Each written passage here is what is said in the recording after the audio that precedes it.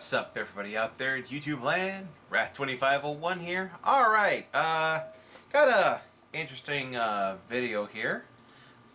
This is what if Yu-Gi-Oh monsters were magical girls. Okay, and this is by Popcross Studios, and this just caught my eye. Okay, I'm like, bruh, I'm not skipping out on this one. I know people have wanted me to do the maximum carnage thing like that, but you know, it's okay, but I don't really care about Venom as a character, really, you know.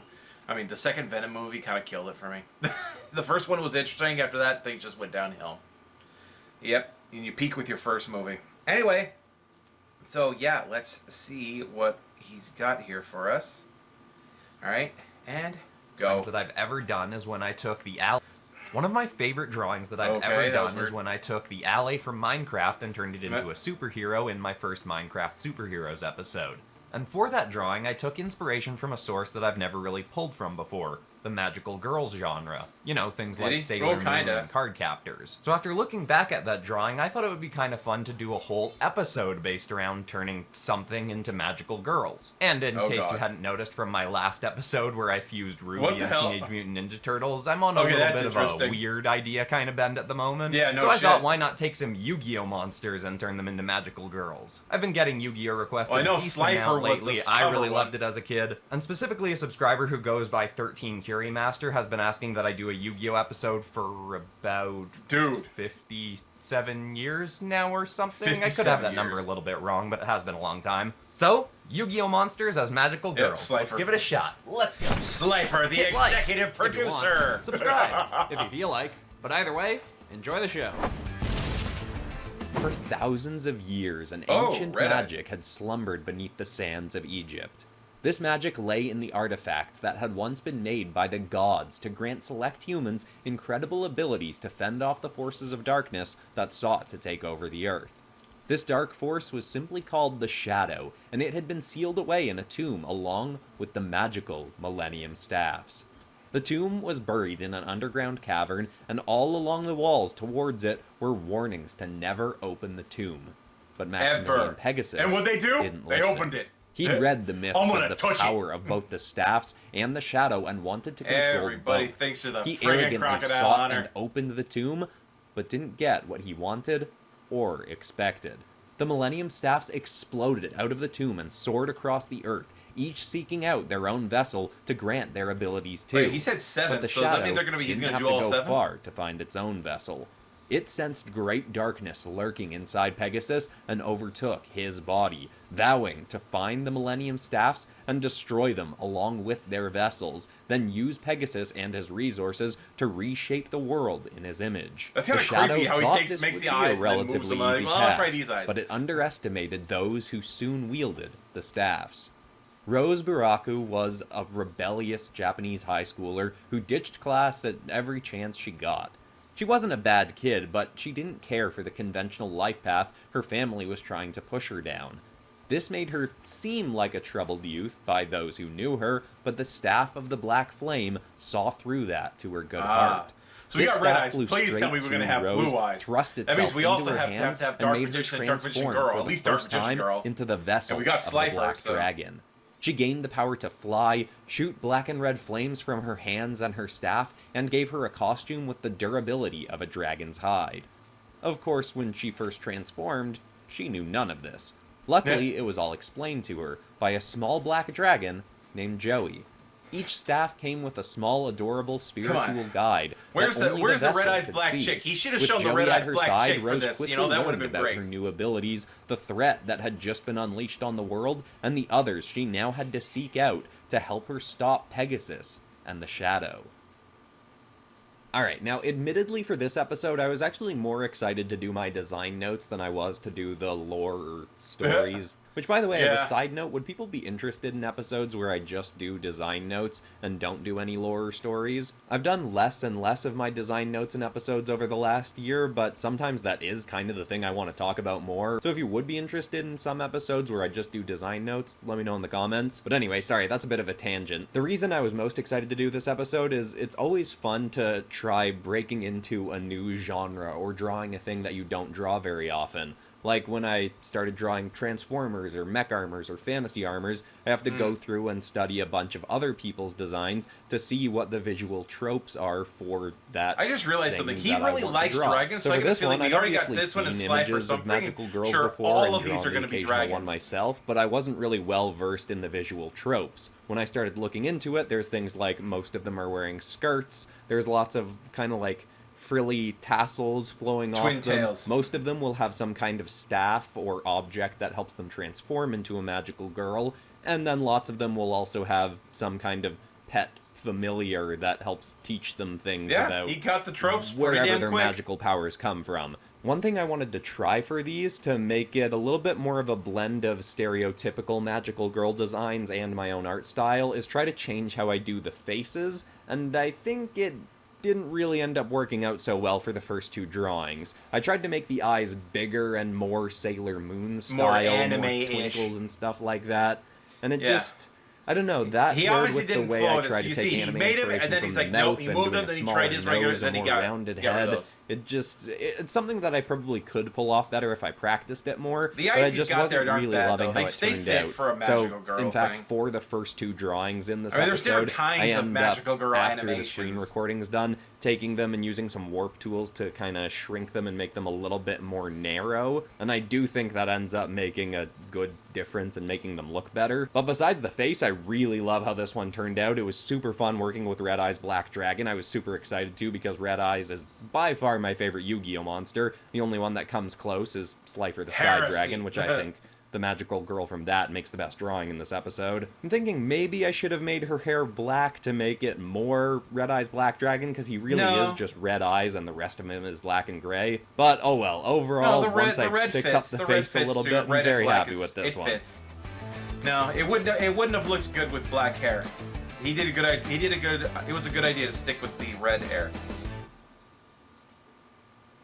Ebony Marahamun didn't Oh, have as whoa, easy a time Exodia? getting her abilities as Holy Rose had. shit, Her staff okay. hadn't had I to thought it was fly gonna as all be far to dragons, get to her, but damn. as she lived in Cairo, but there was some assembly required with hers.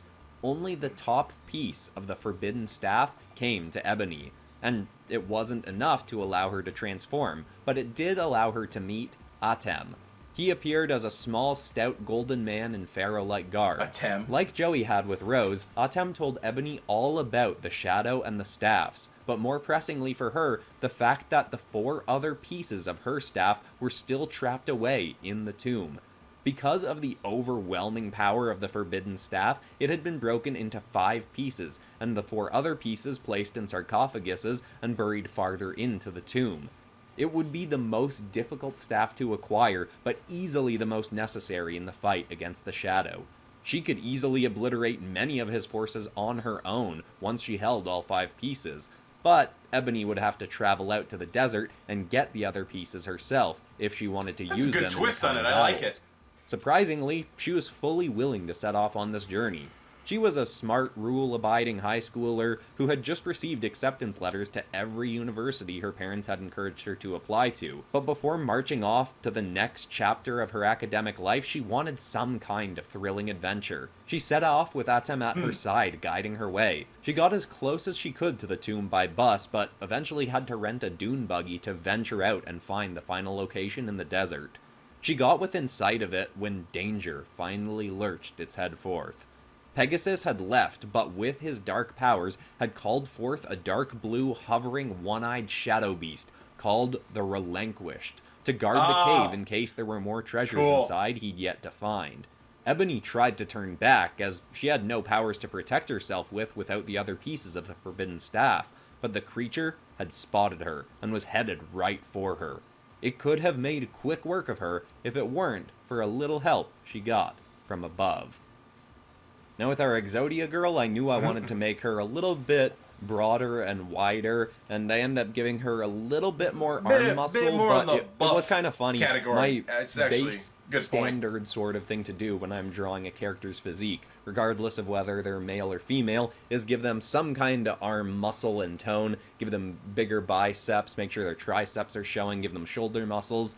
But for these drawings, because magical girls tend to be on the more slim and elegant side, I had to kind of fight my instincts. Like, I could feel my hand trying to make the arms bigger and bigger, and I had to force myself to be like, No, no, you could have done we're it, trying dude. out I mean, a type of character that doesn't normally It still have would've been big a magical muscular girl. biceps or tone arms, that kind of stuff. So let's try and stick to the design tropes. Okay, the of color the scheme genre is we're okay. working He's got with. this color And that's one of the scheme down. reasons it's good to try out drawing different kinds of characters that you normally wouldn't. It forces you to take a look at what your standard drawing techniques are and go, okay, maybe this doesn't work for all characters. Maybe I should try out different sizes and proportions and stuff like that with It's other good that kinds he's of willing to drawings as learn. well. By the way, as I mentioned with this one, I do end up narrowing out the face after the drawing is done, and it ends up looking better. Still not one of my favorite faces, but I really like how the last character's face turns out. And besides that, I really like how the rest of this drawing turns out. I feel like she does represent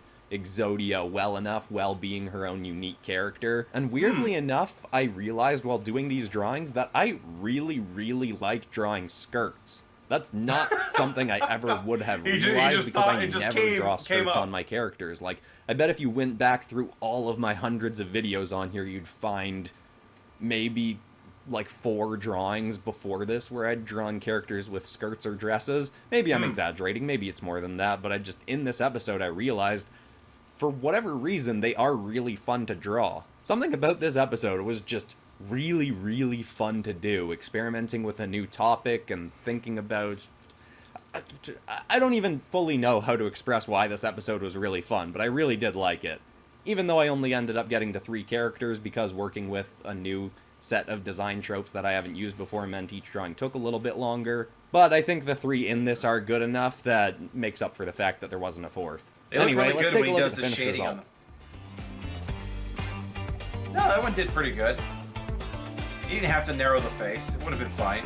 And he could have made her arms bigger if he wanted to.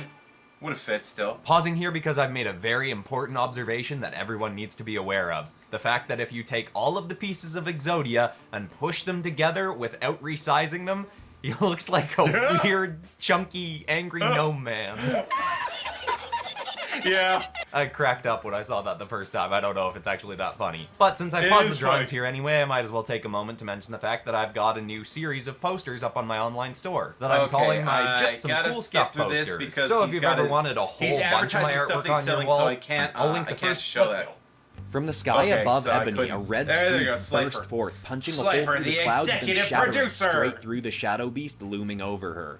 The creature had instantly been destroyed, and the figure whipped her pink hair back as sand settled to the ground around her from the impact she'd made. She introduced herself as Selena Sora.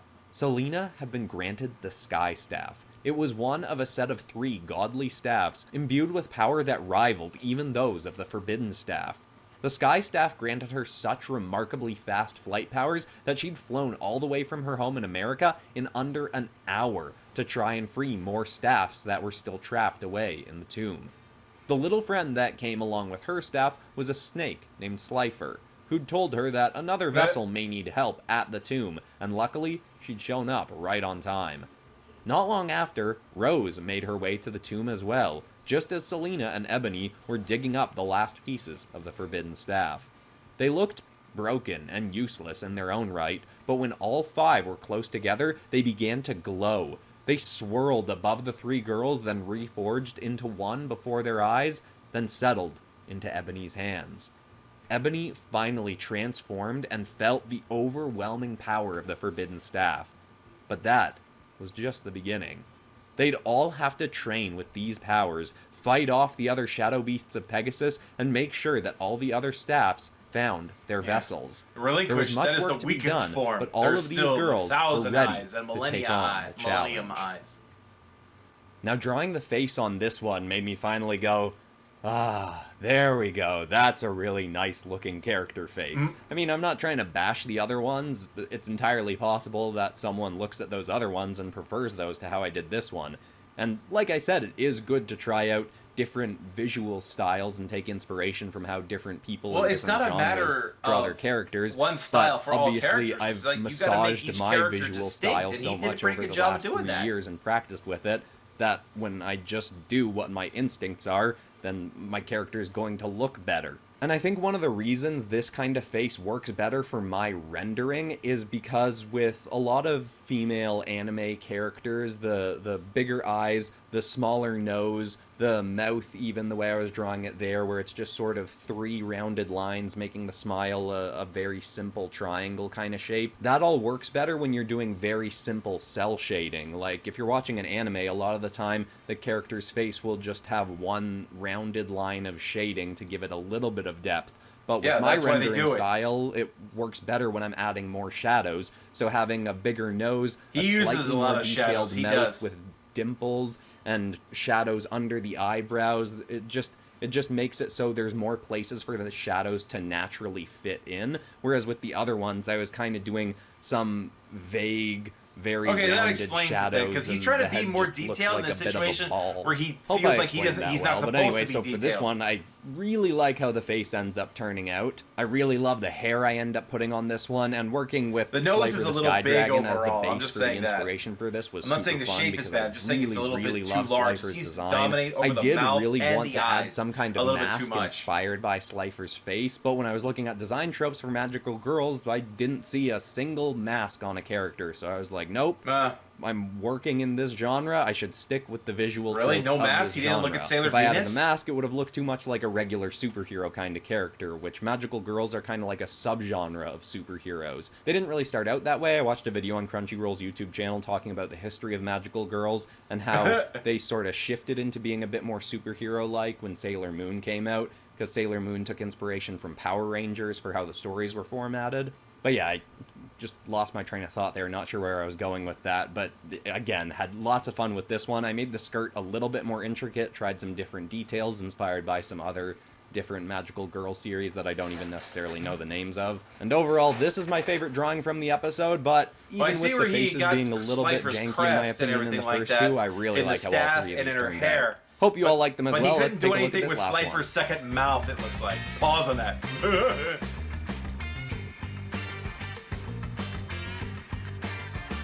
Okay, what's the last one, though? I honestly have no idea how popular this topic will be for my audience in terms of making more videos out of it, but I am definitely happy to do more of this, because I do feel like I kind of just scratched the surface of design ideas that I could do with magical girls. Yeah, he did. He really has only scratched the surface. So if you are interested in me turning more things into magical girls, or even doing a follow-up to this, doing more Yu-Gi-Oh monsters as magical girls, please let me know in the comments. Or any other ideas that you have for me. And of course, I have used some Yu-Gi-Oh characters in scattered episodes before, like in my anime characters on the Suicide Squad video. But if you want a good video to watch after this one, I'd recommend the very first Minecraft Superheroes episode, because it's the one that kind of inspired this episode to happen. But besides that, that's all for today, except of course for ending this video on some kind of positive or uplifting note. And the thought I want to leave people with today is to remember that your day is as positive as your mindset. If you feed your mind positive things throughout your days will be more positive. I hope that's helpful to someone out there. Thanks so much for watching, everybody. I love you all, and I'll see you all in the next episode on Friday. Goodbye. Okay, that's kind of delusional, but I understand where he's coming from that, you know? But, yeah. Anyway, so yeah, that was Yu-Gi-Oh! Cards as Magical Girls. He did only 3. I thought he was going to do at least 4. Anyway, hope you guys enjoyed that. Like this video and subscribe if you did. And especially click on the link to the original down in the description. Get down to Popcross Studios channel. Like the original and sub to him and let him know about any other cards. Anything else you would like to see turned into Magicals, or just, you know, the Yu-Gi-Oh! Monsters. I think he should do with more Yu-Gi-Oh! Monsters. That would be good. I mean, though, doing it with Dark Magician Girl, when I said it, I suddenly realized, yeah, that's even lower hanging fruit than the Pokemon as SCPs. Turning Dark Magician Girl into a magical girl, because she basically just is a magical girl. You know, that is like super low hanging fruit, like beyond all of the Magician Girl cards and stuff like that, and the fruit ones and stuff like that. That's super low hanging fruit. Hell, they even have like, what are those ones? God, Fortune Ladies. Those are magical girls. You know, there's a lot of them in Yu-Gi-Oh, but there are other cards that he could turn into magical girls, like the other gods and stuff like that. Or even I'd love him to see to do the dark gods, or maybe the sacred beasts. You know, for those who aren't Yu-Gi-Oh players, those are like the anti-gods. Anyway, that's something else. So, hope you guys enjoyed it. I will see you guys next time. Tune in every day for new content. Bye-bye.